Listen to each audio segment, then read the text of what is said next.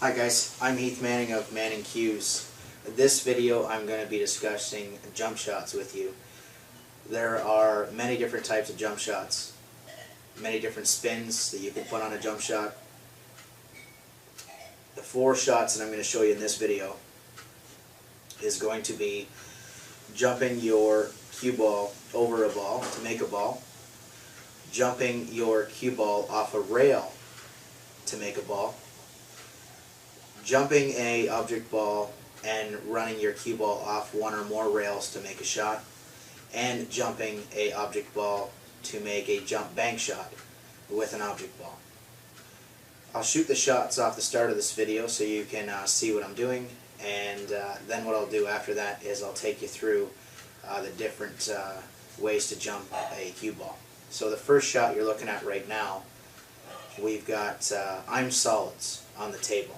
Cue ball is in the pocket on the left hand corner of your screen there, and I'm basically hooked on every ball on the table. So this does happen. I can jump my cue ball into the 3 ball over here and put it in the side. I can jump and hit the 5 ball. I can jump the 14 and the 5 ball and come in down to the 7 or the 2. I can jump the 8 ball and try to go at the 1 down here.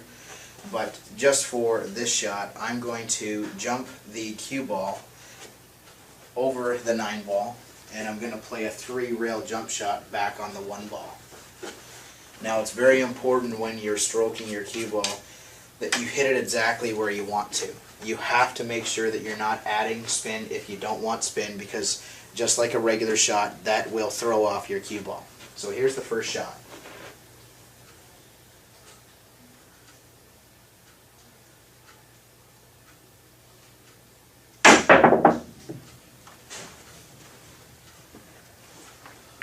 Okay, I made my first shot, I jumped my 3 rails, and the shot went in.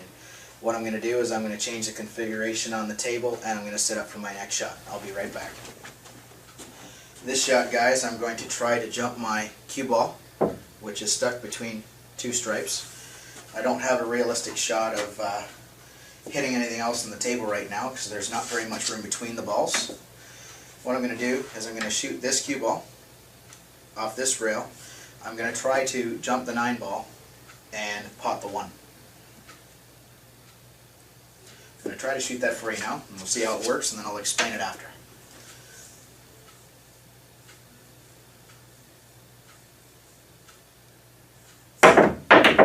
Alright, good shot.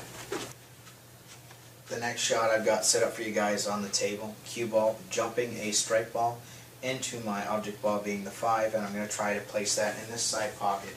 So jump the 13, bank side on the 5.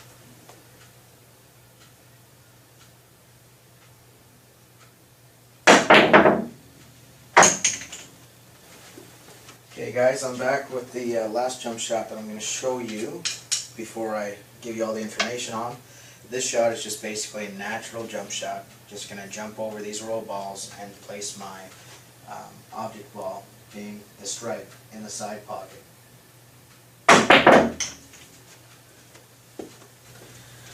Okay guys, I'm going to give you a little bit of information on jumping now.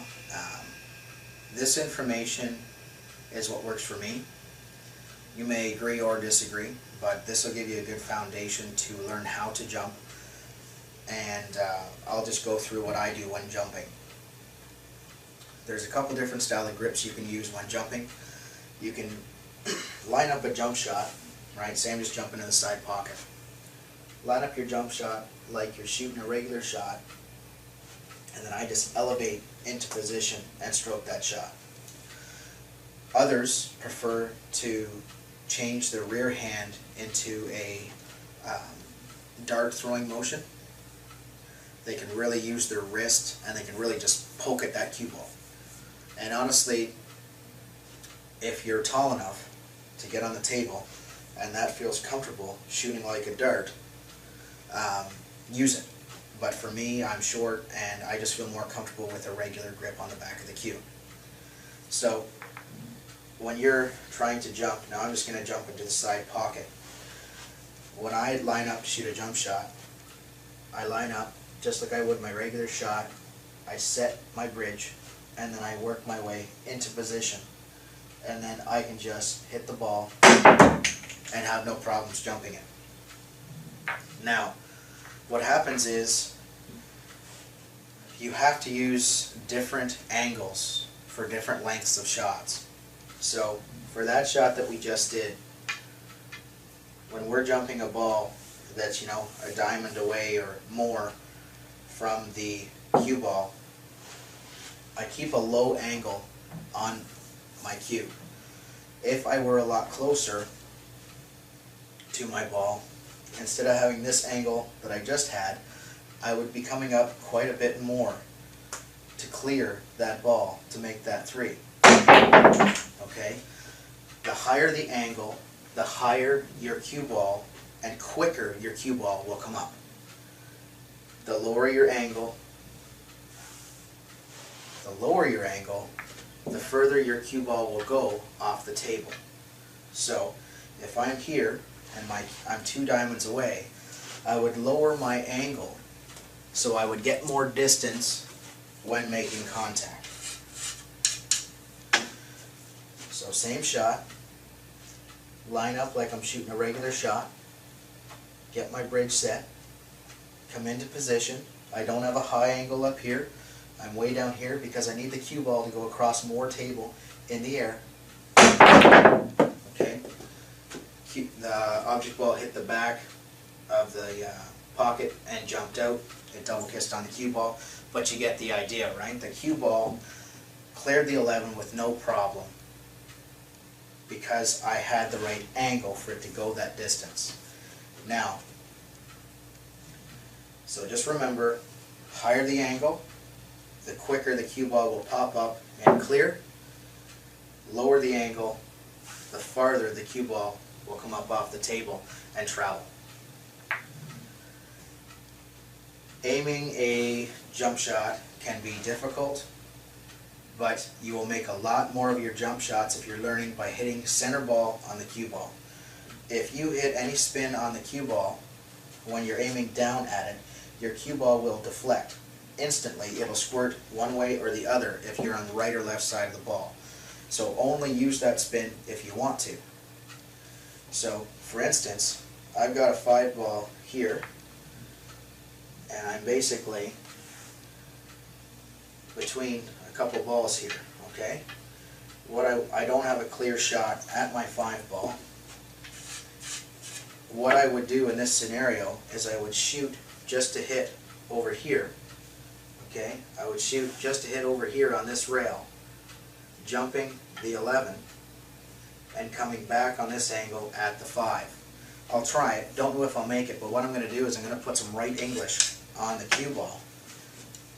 So I'm first going to aim up at my contact point center ball, then I'm going to move to the right of the cue ball, and I'm going to stroke that shot and jump it over the side of the 11 and try to come back and make the 5. Okay? Lost control a little bit of it when it hit the rail. It double jumped and hit the 5. Cue ball came back at the right path, so I did have the right spin on the cue ball.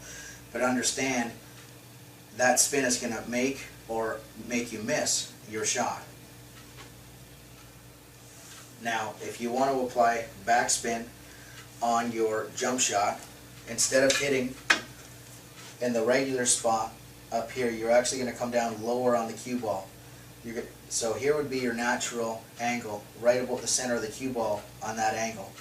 But all I'm going to do is I'm going to lower it and I'm going to sink my tip down, and it's more of a skimming the cue ball than hitting it full.